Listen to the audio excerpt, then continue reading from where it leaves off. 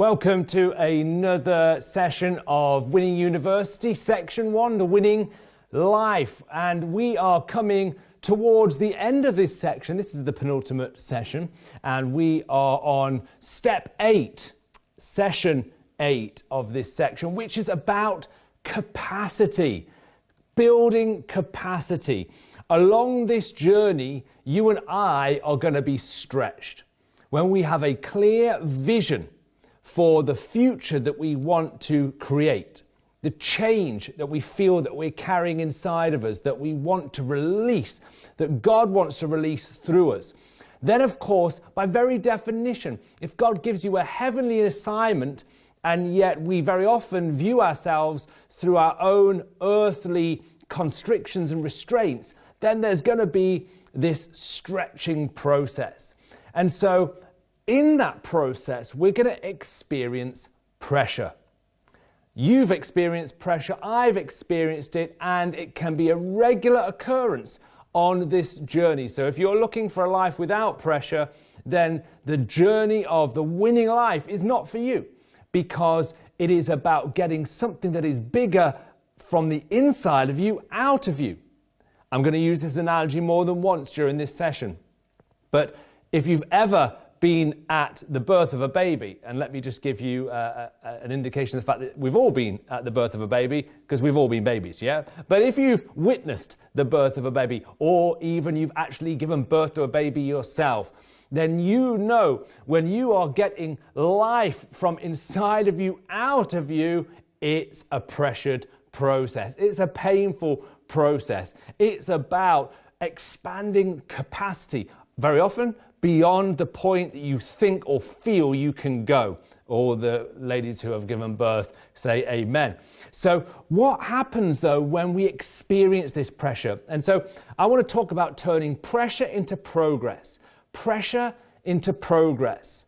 And I've taught numerous times throughout this section that the journey of experiencing negative emotion and being able to understand that those emotions are signals and signs of what God is trying to pull out of us. That actually we don't misread or misunderstand those signals as negative conclusions. And so, for instance, when we feel pressure, we think, oh, well, I've obviously not got what it takes. Or I feel pressure and I start to externalize the problem. For instance, well, I must be in the wrong job. I must be in the wrong city, village, town. I must be around the wrong people. And that's the challenge here. Because in the stretch, what we tend to do is we tend to externalize the challenge. In other words, we identify where the pressure is coming from, whether it's a time constraint, a financial constraint, a relational constraint. And here's what we do as human beings. We naturally come up with an external change to try and resolve that pressure. So we think, well, I must be in the wrong marriage. I must be in the wrong job. I must be doing things incorrectly with the wrong people. Whereas actually, it's important that we understand that whenever we face external challenge, the purpose is to produce an internal change, okay? An internal change. I was talking to somebody recently who's been trying to get a coaching business up and running, and they said to me, it's really strange, Gareth, because very often, I get really excited about what I want to do and what I want to create, but then when I look at the amount of effort and energy that it's going to take to do it, I then start to think about going to the country and buying a small cottage and just living the quiet life. In other words, the pressure that comes with the assignment or the vision creates this internal feeling that they want to escape. It's a contradiction that we carry. And let me just encourage you right now that the assignment that God gives you, the vision that God has for you, will have a contradiction. There'll be moments when it feels like the best thing on earth, and there'll be moments when it feels like the last thing that you want to do. And it can be very confusing. And very often this happens during times of pressure. So I want to help us with 10 keys, as I normally do, to really understand how we can turn pressure into progress, how we can make sure we avoid that danger of taking an external challenge and starting to create an external change, where we actually read into it the internal change that we are to embrace. Okay? And you know what? Before I start on the 10 keys, this goes right back to the Garden of Eden. Because, of course, Adam and Eve were in the garden. They were told they were made in the image of God. And Satan appears externally as a serpent. And he brings a challenge. He questions them. You know, he says, you know, why can't you eat from the tree? Why can't you eat from the fruit? Look how good it is. You'll be like God if you eat from this. And so Adam and Eve, with the external challenge, they allowed or opted for an external change. In other words, they took the apple rather than remembering, hang on a minute, God said we are made internally like God. Rather than realizing, actually, this is an internal process, they opted for an external action. I'll explain that as we go along more and more, but it is a temptation that all of us are going to undergo. That's why so many people end up in debt, because external challenge, things aren't going right. Well, I'll just spend more money to try and turn it around. Or I'll change relationships in order to create a different environment that I can thrive and flourish in. In other words, bring an external solution to an external challenge, rather than thinking, hang on a minute, maybe it's something that God wants to do on the inside of me. And that's what Satan will always try and do. He'll always take it to an external solution, to an external challenge, because he knows if he can do that, he will stop you engaging on the internal process that's going to unlock the identity of Christ in you, which is the hope of all glory. So, key number 1, pressure is a question, not a statement. Pressure is a question and not a statement. I remember when I was in school and we used to have PE, and we used to have this dreaded test called the bleep test.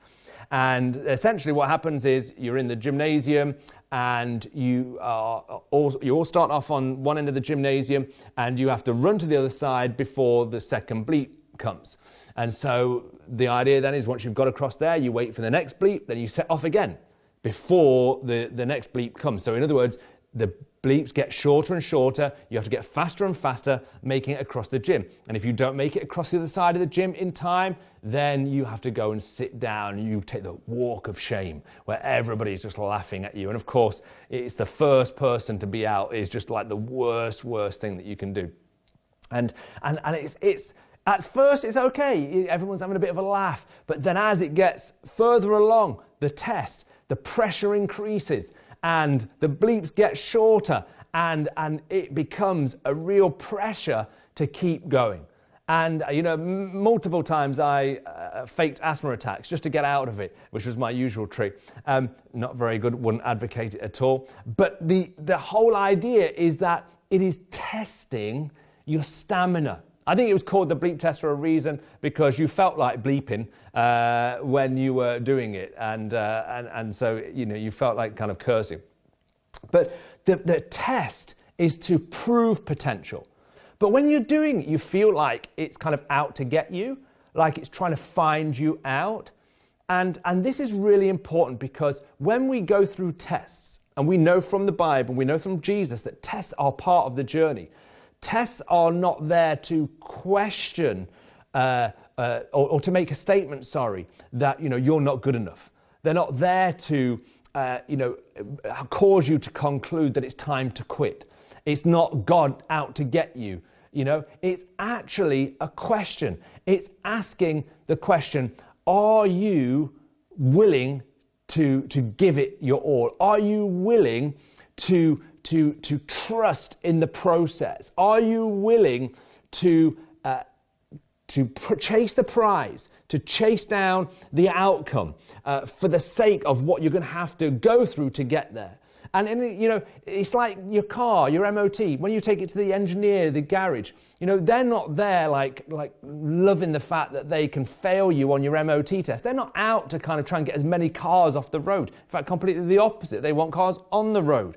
But the MOT test is there to put pressure, a stress test, so that when the car is in an accident or the car is put through its paces, that it won't fail. And so it's not a statement, it's a question. It's questioning, okay? It's questioning your potential. And James chapter 1, a well-known passage, but I'm going to read it in the Amplified, says this: "Consider it nothing but joy, my brothers and sisters, whenever you fall into various trials. Be assured that the testing of your faith, through experience, produces endurance, leading to spiritual maturity and inner peace. And let endurance have its perfect result and do a thorough work, so that you may be perfect and completely developed in your faith, not lacking in nothing." Now, this is really important, because a couple of thoughts straight away from this passage, that the challenge is working for you, not against you. What pressure are you feeling right now? What pressure? It might be a pressure from yourself, pressure from around you, from other people. What pressure are you experiencing right now? Because we will naturally feel it's against us and working against us. But we need to understand it's working for us. It's a question to pull that potential out. It's not a statement saying you can't go any further. Another interesting aspect from what James says here is that it produces spiritual maturity, or leads to spiritual maturity and inner peace. Now you may say, well, how can pressure, which is can create external anxiety, how can that create internal peace? It's like, that's a contradiction. How can something that seems negative on the outside create something so opposite on the inside? You see, I went to the doctors a few years ago, and I had certain tests because I turned 40, and one of the tests was the blood pressure test. And I was just expecting it to be absolutely normal and just say, hey, you're just the average of whatever it's supposed to be. And they said, no, you've got high blood pressure, not like massively high, but on like the higher end of normal. And they were saying, do you exercise? I'm like, yeah, I do exercise, eat the right things. Well, I think eat the right things. And as we were talking through, we just realized that I have particular kind of fine margins. And I realized that when I was doing my exercise, I wasn't putting my heart under enough stress. In other words, I'd done the same kind of running at the same kind of pace for many, many years. But my heart had become used to that level. It needed stress to increase its capacity. Because what happens is, when you stress the muscle, and the heart is a muscle, it increases its capacity. And when you increase the capacity of the muscle, it's able to do more by doing less. In other words, you strengthen the muscle of the heart, and therefore pumping the blood around, which obviously happens 24 hours a day, 7 days a week, actually becomes an easier job for it. So in other words, external stress creates internal peace. It's the same with what you're going through right now. I want to encourage you. James chapter 1, the Message version says, consider it a sheer gift. Wow, that's extreme. When tests and challenges, pressure, comes at you from all sides, you know that under pressure, your faith life is forced into the open. You see, you've got two lives. You've got a fear life and a faith life. Your fear life is your old identity, and your faith life is your new identity. And we need the external pressure to force the new identity, the faith life, out. Otherwise, we will incubate a fear-based life. And just like the heart of the muscle, we will end up having to overwork simply to achieve the current level that we're operating at, rather than increase our capacity to do more by doing less. Wow, this is good news. Second key, moving on quickly. Pressure is my potential looking for a way out. Pressure is my potential looking for a way out. One of the things I've learned in life and leadership, and especially as a man, is that we have 4 different kind of cylinders, as it were, in our lives. Cars have cylinders. I don't know tons about it, but let's say that your life is like a 4-cylinder car, and you've heard the term firing on all cylinders. In other words, whenever one of those cylinders goes down, you're not running at the full capacity. And if one cylinder goes down, then the other 3 come under more intense pressure. And of course, that's not the way they were designed. And so there are 4 cylinders to our lives: spirit, soul, mind, and body. And as a man, very often, the cylinder that is the emotional cylinder is the underutilized, underdeveloped cylinder. Now, of course, the spirit cylinder particularly is the one that needs developing the most in both men and women. But in men particularly, the emotional cylinder is underdeveloped. And I knew growing up that I struggled very often to communicate emotionally.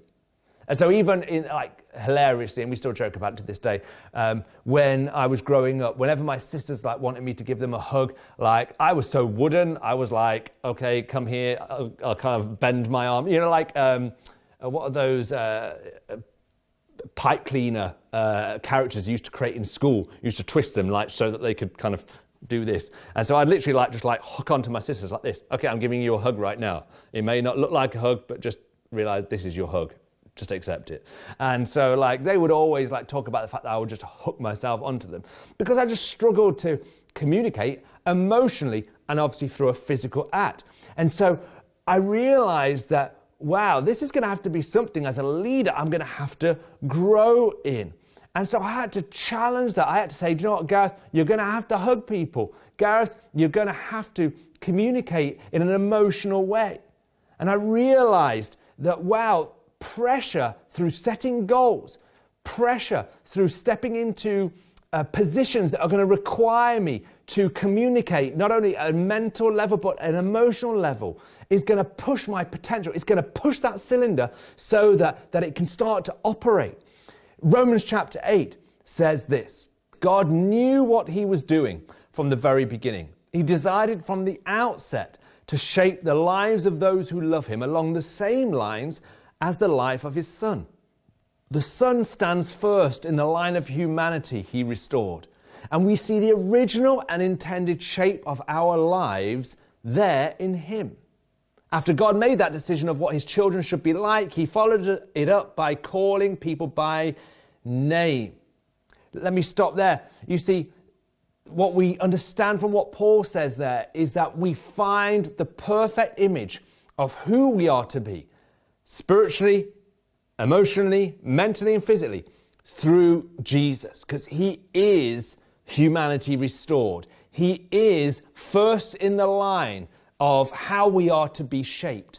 So whenever you look at yourself and you say, well, do you know, I'm not that kind of person. I'm not able to be emotional. I'm not able to be tactile, or I'm not able, to have that mental strength and resilience. When you look at Christ, you are looking at your potential. So never say, I'm not that kind of person, because you can only say that if you can say it of Jesus. Wow, that's a challenge. Pressure will push that potential out. Number 3, pressure got you into the world, and it will help you change it. I mentioned childbirth earlier on, and the kind of, I guess, the climax of birth is probably the greatest example of how this contradiction of pressure operates. You see, at the final stage of giving birth, it's called the transitionary moment. It's the highest point of contraction, and it's also the highest point of contradiction. In other words, wow, we're about to receive this most incredible gift of life, but wow, this is the highest, most incredible pain that I'm feeling right now. And that was just like me.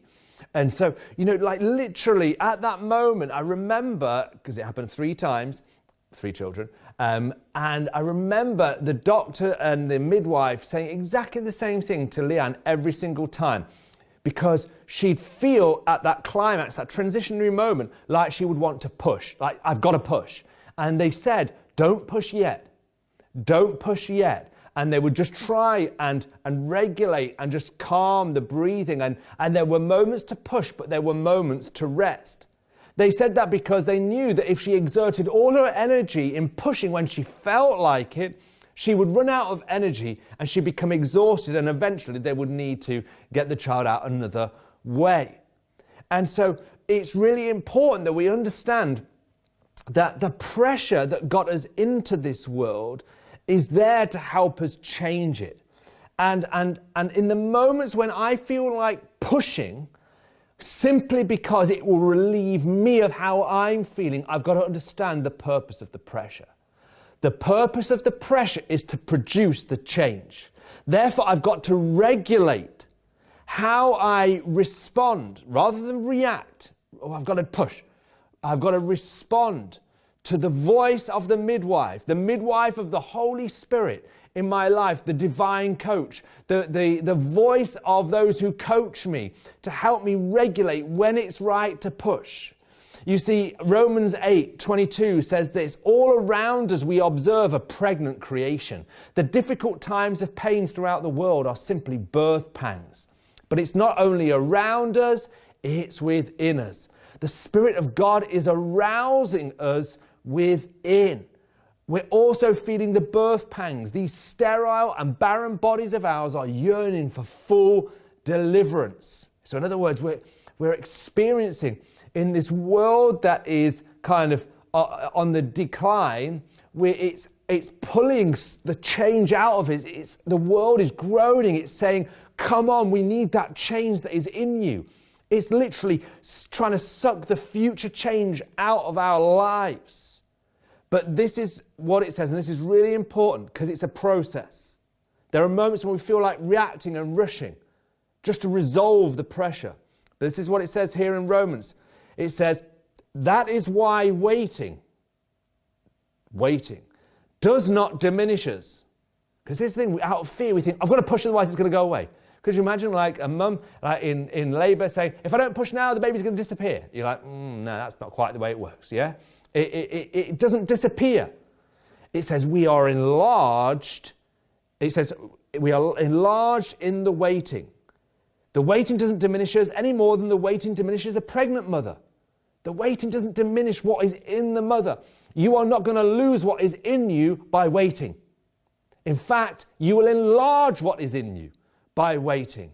You can see how now the pressure that wants to cause us to push is there to enable us to grow what God has put inside of us.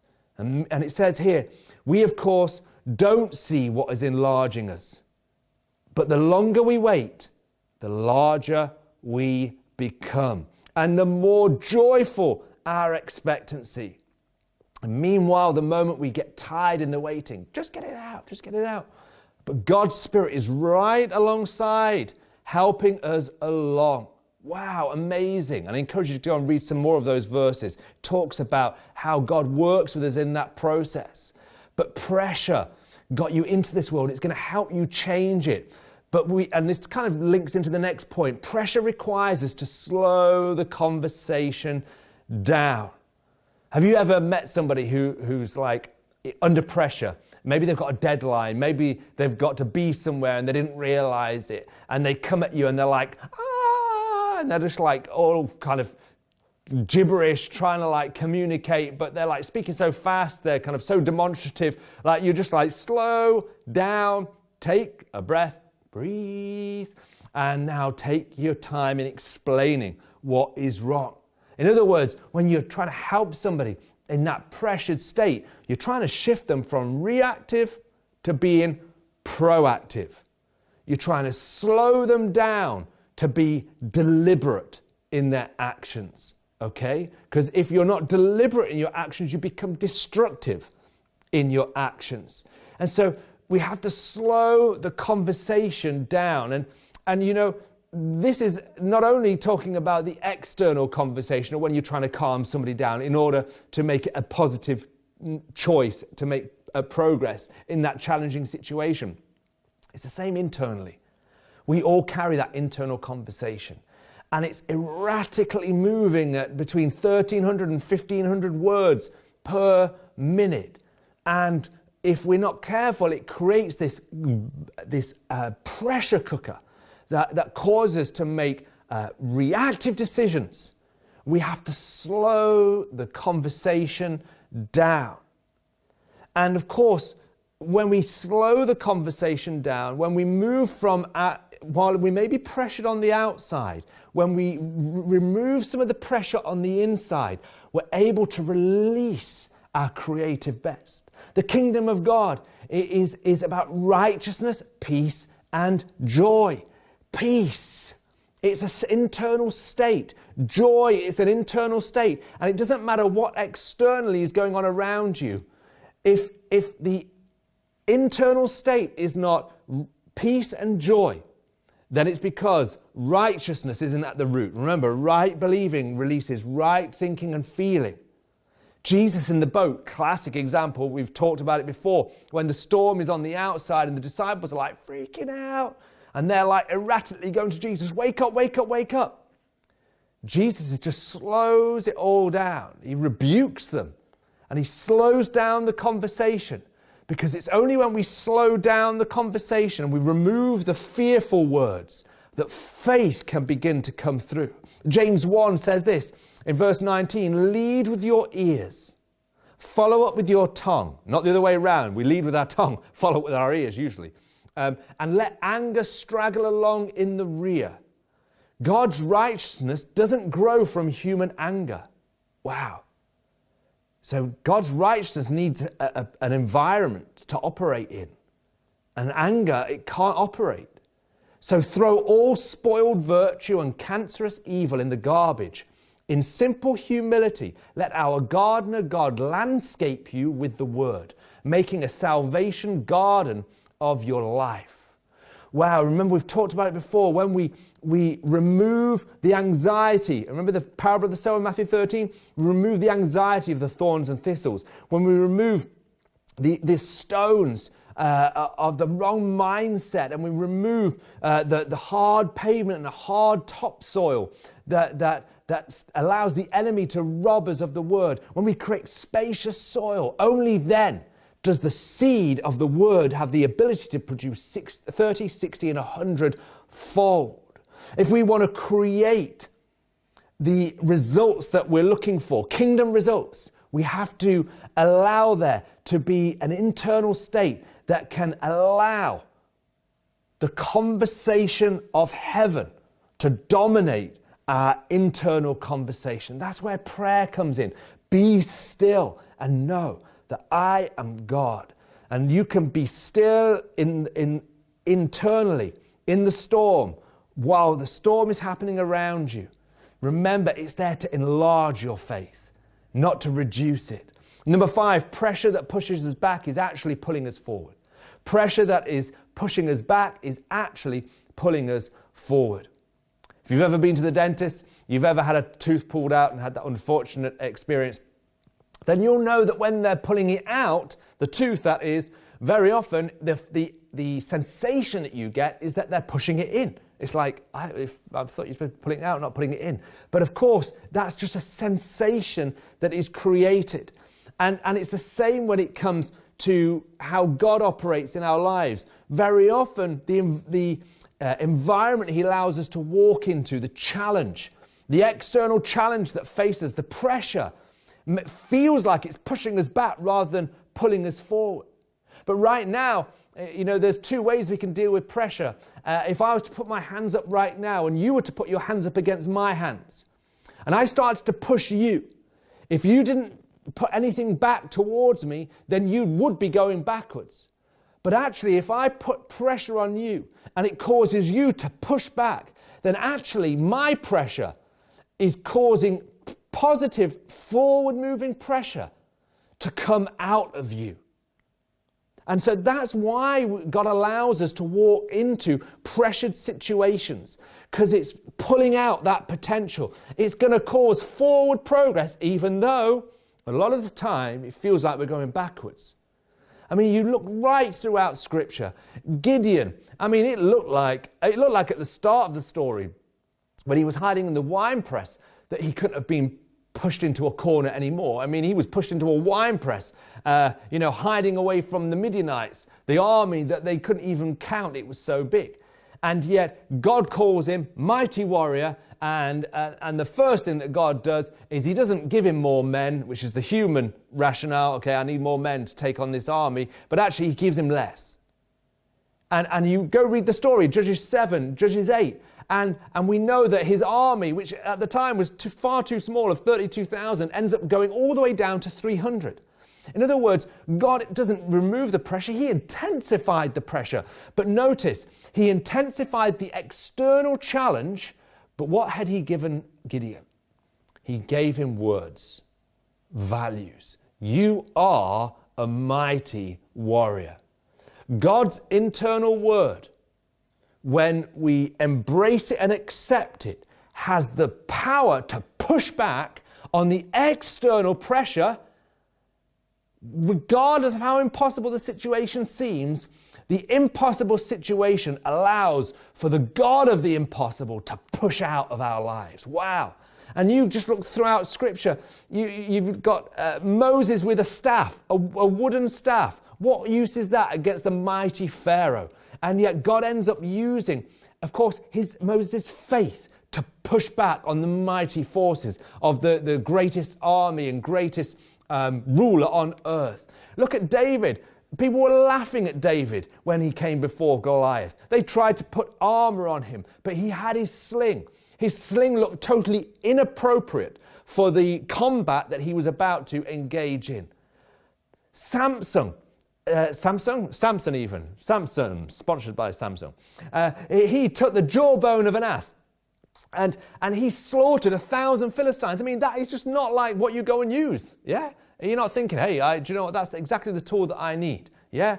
But God uses the most inappropriate, in inverted commas, means to release the internal potential that is more than enough to achieve the objective. The thing is, along the way, we end up having to lose ourselves and our good ideas to allow the real Christ nature in us to come through. Matthew 10:39, whoever finds their life will lose it. In other words, use your own methods, use your own ways, you'll miss out on the God result. But actually, if we lose our life, if we surrender our ways, in the moment of pressure, if we surrender our fears and release faith, then we will find life. And number 6, pressure is the price of the promise. Pressure is the price of the promise.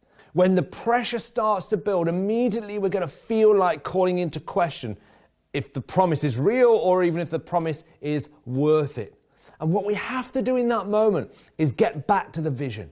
What is the promise? Every hour we move away from the last time we clarified the vision, it's going to lose its impact. So that's why daily reminding ourselves, this is the vision. It's the vision that stirs us and motivates us. Hebrews 12, Christ, for the joy set before him, he endured the cross. The joy of the vision needs to constantly be kept before us. It enables us then to pay the price of the process. If we have the promise in front of us, we can go through the process of who we are becoming. The pressure in the process is producing value. And that internal value is going to open up the doors of opportunity that will bring about the promise. You see, carbon, when put under pressure, becomes diamond. Carbon in itself is actually quite a soft material. In its structural format, it's actually two-dimensional when under the microscope in terms of its molecular structure. But when put under intense pressure, it moves from two-dimensional to three-dimensional. And it moves from being a soft substance to the kind of substance that is used to break the toughest of materials. Diamond is the toughest of materials in terms of breaking other materials down and, of course, carving into other materials. And Proverbs 17:3 reminds us, the crucible for silver and the furnace is for gold, but the Lord tests the heart. God tests your heart because he wants you to become aware of who he's created you to be. He wants you to move from that two-dimensional old identity that isn't strong enough to cope with what God has got for you in terms of the promise, to that three-dimensional new creation that is able to cope with the assignment, the promise that he has for you. Number 7, pressure refines purpose. Pressure refines purpose. Quite simply this, God needs you to really understand who you are. He needs the unique values to come to the surface.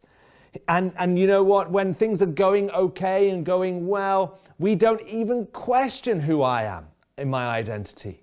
We don't need to go and deal with the under the surface issues. And pressure refines that purpose. It refines us and it helps us to understand, do you know what? I need to understand why God has wired me this way. And sometimes that comes about through failure. Sometimes that comes through our most embarrassing moments, moments when we rather forget. But actually there's something that comes to the surface in pressure that we need to take note of.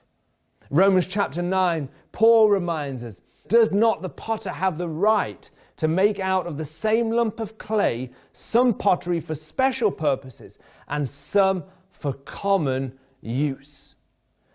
God is the potter. He is molding you. He is shaping you.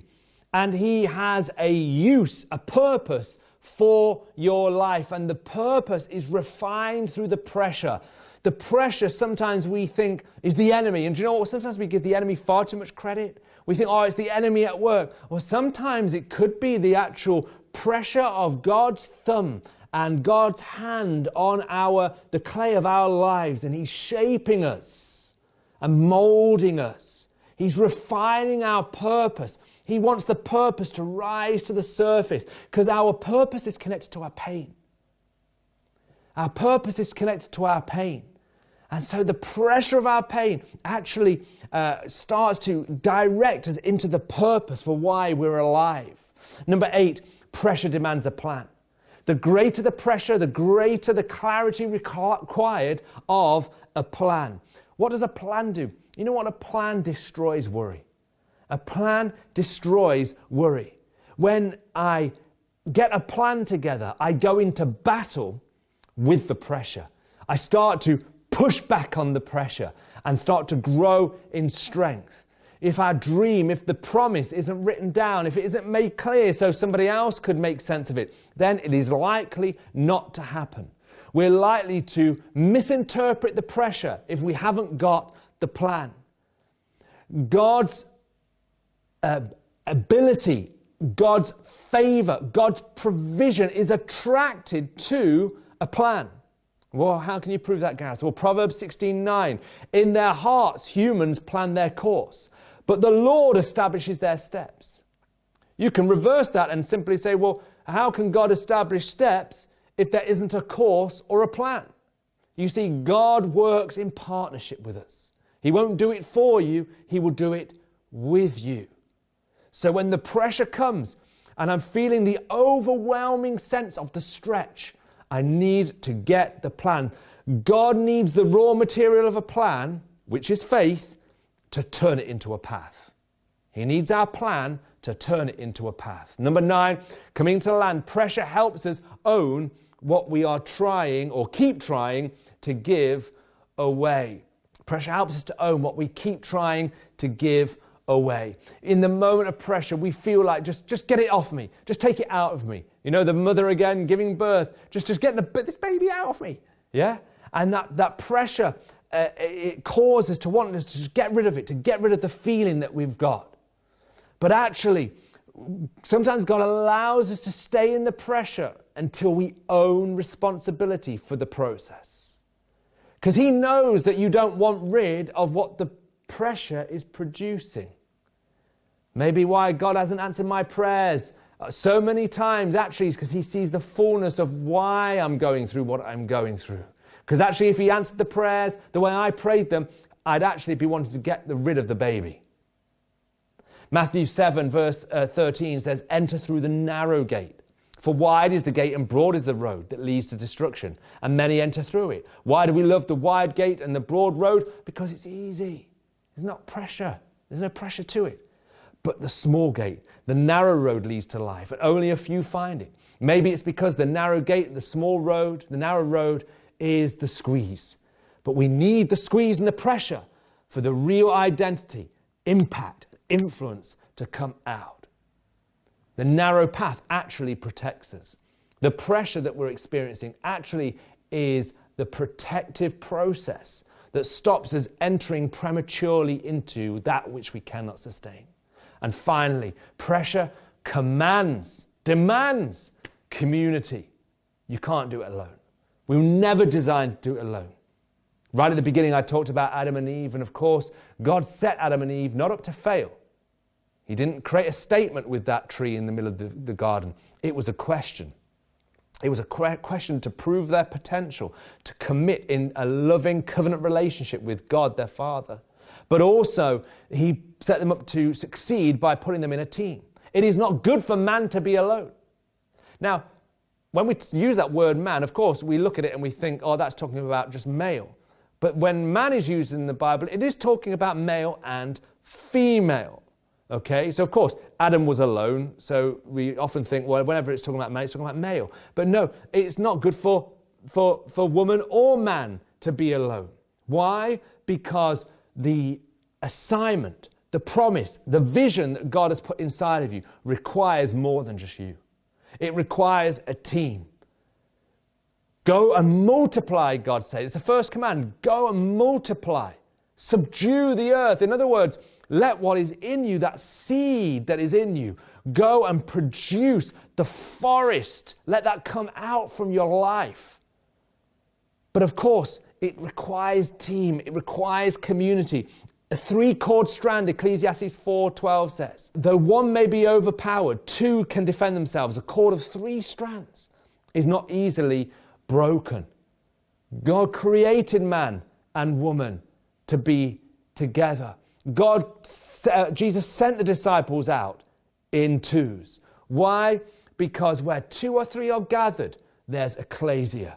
Ecclesia, where we get the word church from, is not simply talking about a building, a service. It's actually talking about agreement. Where there's agreement that ignites faith, that attracts the authority of heaven, heaven gets to, I almost get this picture of this beam of heaven coming down into those that are agreeing, and then it shoots out from the very core of their being. It releases the government jurisdiction of heaven on earth. Wow, there is no greater calling or higher calling on your life right now. Pressure is a gift. Let us process it correctly and allow it to enlarge us. It is time for it to grow your capacity so that you make progress.